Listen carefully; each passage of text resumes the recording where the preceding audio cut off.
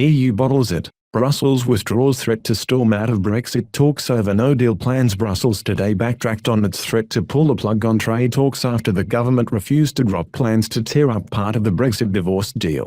Top Eurocrat Maros Sefcovic insisted the European Union would not walk away from the negotiations despite earlier this month giving Downing Street until Wednesday to ditch the proposed Brexit bill. But the European Commission Vice President said the bloc would not drop its plans to haul Boris Johnson in front of European judges over alleged breaches to last year's withdrawal agreement. In an amicable Brussels meeting, the EU official vowed to work with Michael Gove to alleviate concerns that the Northern Ireland Border Protocol could create a border between the province and Great Britain. In a news conference after today's meeting, Mr. Sefcovic admitted the deadline he set, number 10, would pass without any action taken against the government. He said, "I think it's very important to underline, that it could never be the EU which would call the end of the negotiations on the future partnership between the EU and United Kingdom."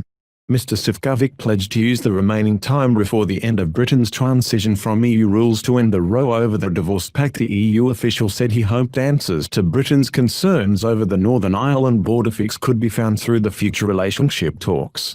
"We know there is a huge responsibility on our shoulders, and we will use every opportunity, every minute, out of negotiating time, not only to agree and find an ambitious agreement for the partnership between the EU and the United Kingdom, but also properly and timely implement the withdrawal agreement," Mr. Sefcovic said.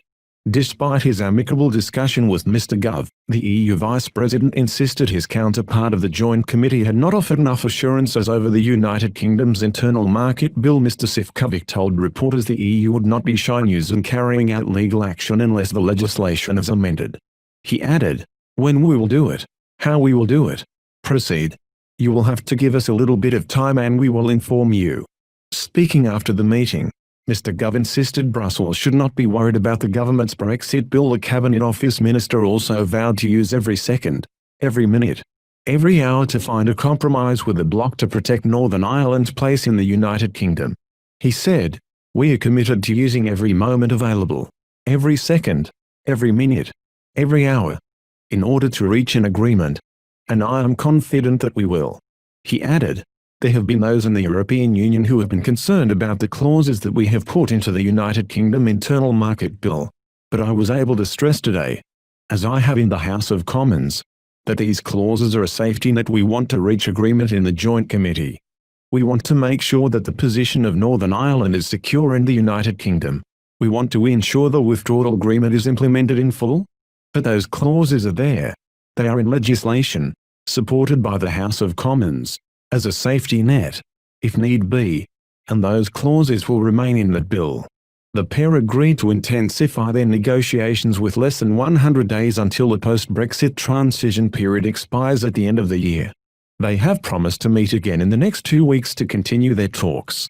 Meanwhile, European Council Chief Charles Michel claimed Britain faces the EU's quiet strength in maintaining the bloc's standards. In a speech to a Brussels think tank, the EU's top official said, "The truth is, the British face a dilemma. What model of society do they want?